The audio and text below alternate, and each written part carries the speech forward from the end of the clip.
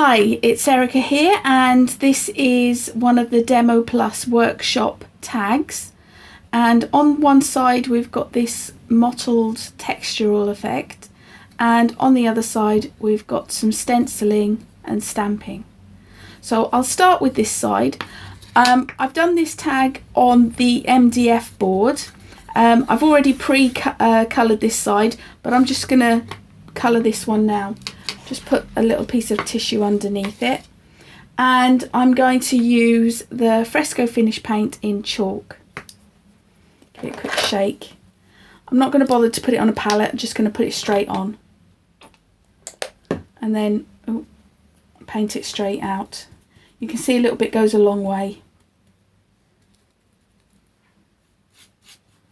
It's really thick paint, usually, especially on the lighter colours, the opaques, one coat is usually enough.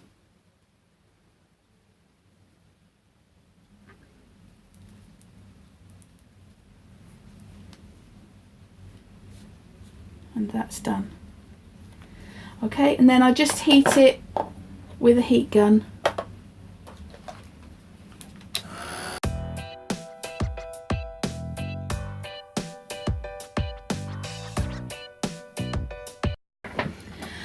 Okay, so this is dry now, and so I'm going to do this effect, and I'm going to use, once again, I'm going to use the infusions, and I'm going to use Sunset Beach, Limoncello and Royal Blood.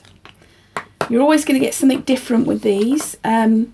Powdered colour, but also with walnut ink, so you'll get the brown of the walnut ink show through as well as the bright colour. So we'll just start by sprinkling on the colour. You can see it starts to react really quickly.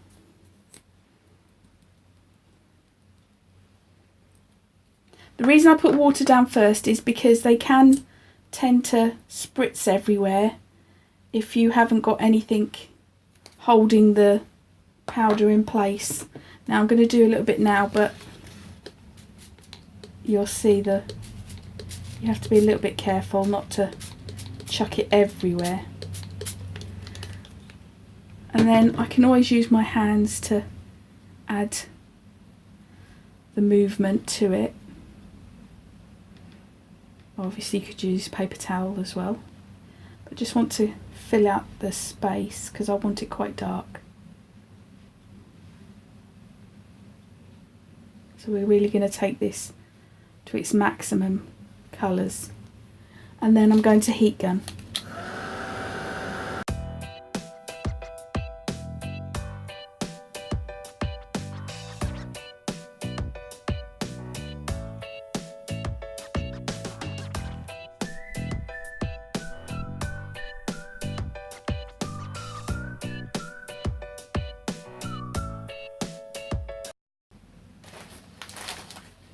Right, so you can see all the lovely texture now and all the intricacies of that design. It looks like layers, and I've literally only done that once.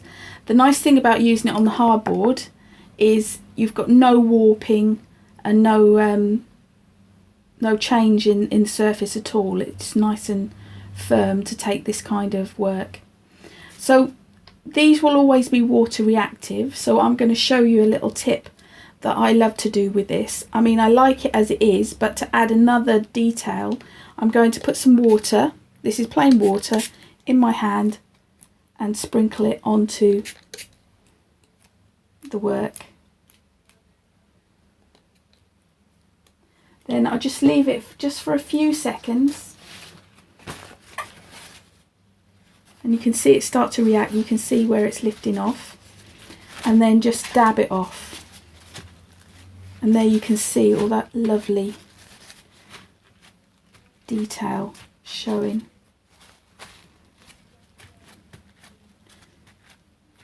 You can always add some more. I haven't got very much up there, so maybe if I turn it round, I might get some more on that side as well.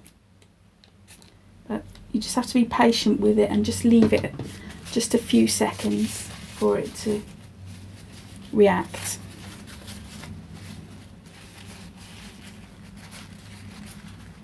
I'm quite impatient, so there we go. It's just a lovely textured surface. It'd make a really interesting background. I could see like little fairies and mushrooms and all kinds of things going on in like little caves. Or is that just me? But anyway,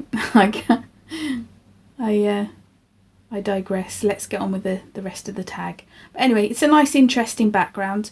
If you wanted it to stay as close to that as possible, like I showed in other previous demos, what I would do is I would take either the gloss or the matte glaze, but rather than paint it on, because that will reactivate all the colour, if you sponge it on very quickly and not moving, you know, not over sponging, but just sponge once each time and just seal that in, and you'll get it to stay put as much as possible.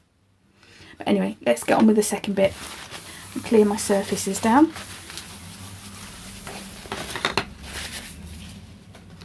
So on the second one, I've primed the surface with the chalk paint again, and now I want to put a bit of a stencil down. So I'm choosing, it's a Crafter's Workshop stencil 6x6, and I'm using this middle bit here. So I just put it into place here. It's a really pretty one, this one.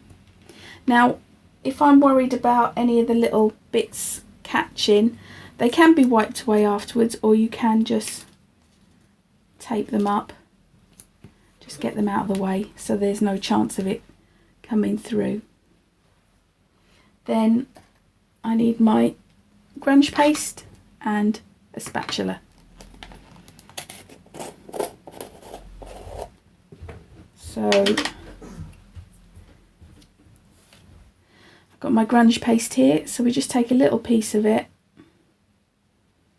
and drag it through the stencil. Oh, didn't want to lift that up. Let's hope it's not too bad. If you do make a mistake, you can just take the whole lot off and start again. It's not the end of the world. But just as well put that masking tape down. Oh, I'm in the way here. I need to make sure you could see it, but there we go, perfect. Got a nice strong depth because I didn't scrape it down too deeply either. So I just want to put the excess back into the pot because you want it to last as long as possible. So any that you can get off, pop back in the pot. A little tip that I like to do is I just put a little squirt of water on the surface and then put the lid on. I found that when I've done this, it's lasted much longer than my previous pots. So anyway, now just clean my spatula and I need to heat set that.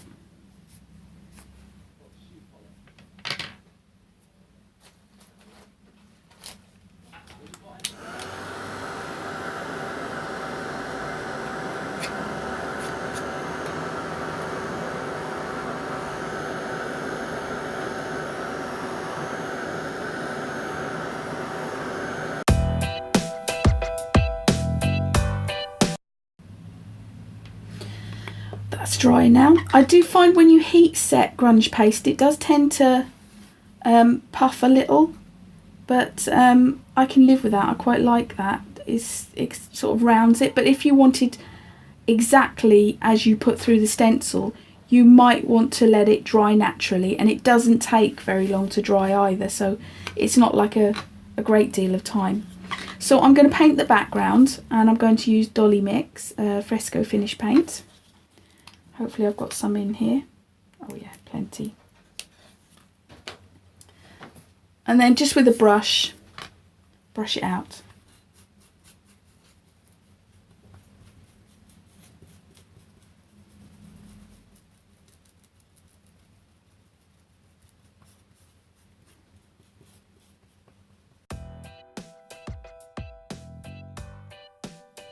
and then we're going to heat set it.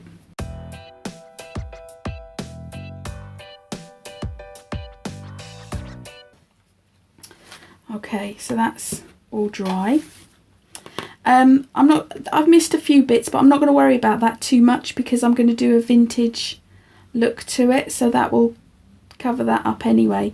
But now I want to get those stars down, and they are from a set by Everything Art. It's the paper artsy ones, and I'm just going to use the stars there. So I've already got it mounted up, and I'm using the archival ink in Cornflower Blue. And it's just a case of filling in the background.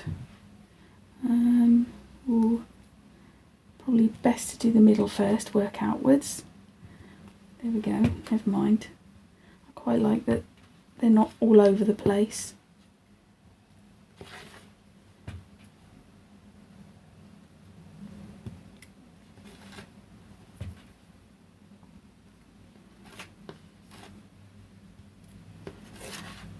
And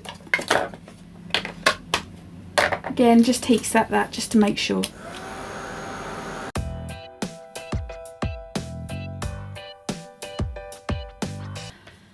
Okay, that's all dry now. Now I'm going to do a antiquing finish using the Deco Art Media Antiquing Cream in Raw Umber. Just give it a little shake. You could brush this on, but I'm just going to use my fingers. It's quite liquidy, and just cover it. You definitely want to go in all the nooks and the crannies of the stenciling. So that's, I think, where my finger benefits, because I find it easier to work it in than if using a brush.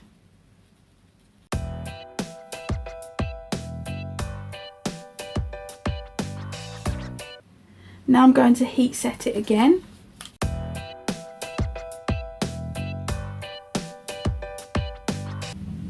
Now that's dry, I'm just going to use a wet wipe to gently remove some of the antiquing cream, and you can see you get a lovely finish on the stencil in itself. I want to try and leave some of the edges, make it look aged. Then clean.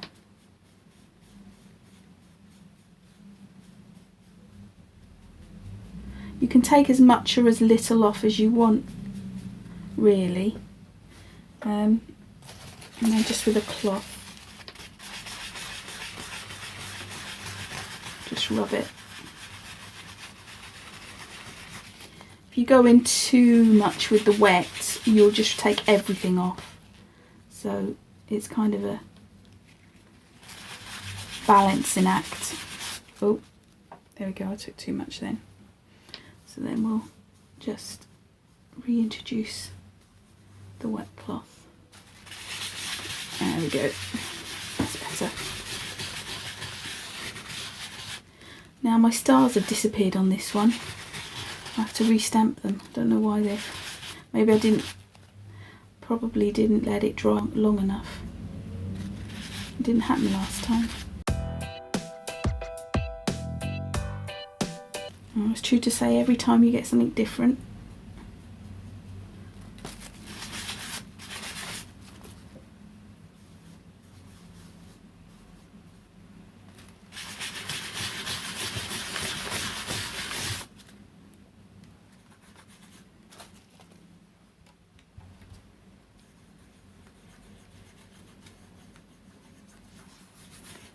So you really just keep going until you're happy.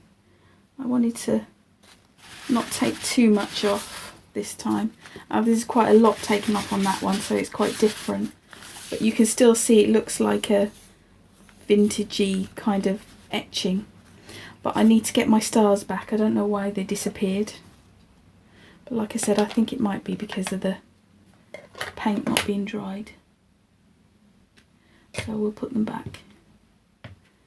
But then you see, It's never a wrong way of doing this. You can just keep going. There we go. Got a few back in there.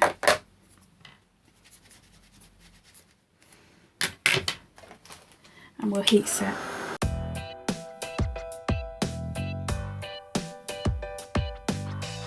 Now with the wax, again, if I polish it up, you get a more shiny finish. I really like that finish that it gives.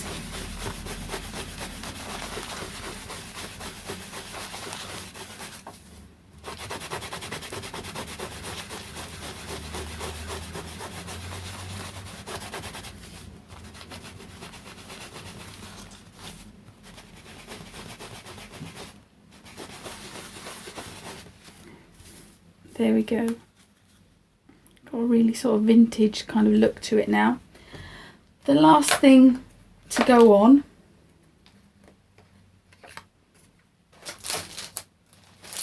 is the words "Wish Upon a Star," which have been stamped from this set, the Lynn Brown ELB30. You can see it's there. So I just need to cut them out.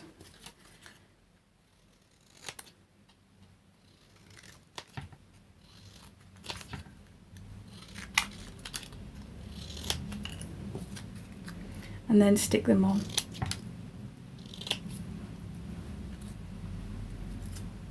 Oh, that one's missing. Ah, there it is. And that's, highly recommend sticking them down the minute you cut them out, because if you don't, you're going to lose them. I know the times I do it and then have to stamp them again because a bit's missing. Wish upon a star. And you could use matte medium, but I'm just going to use a glue stick, simply because I don't want to disrupt the surface too much with any more liquids.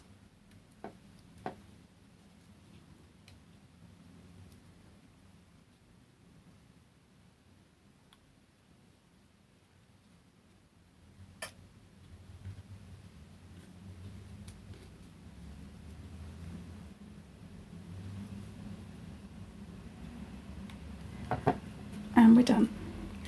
The reason I like making these little technique tags is because now that looks quite dreamy and I could see a box decorated with it. So it's a really nice way to try out techniques and use them on other projects. The only thing I did after that was, can you see, I've doodled around the actual words. But I'll tell you why I'm not going to do that now, is because the paint, I like to do it 24 hours after the paint is cured and dried. If you do it too soon, you can kill your pen.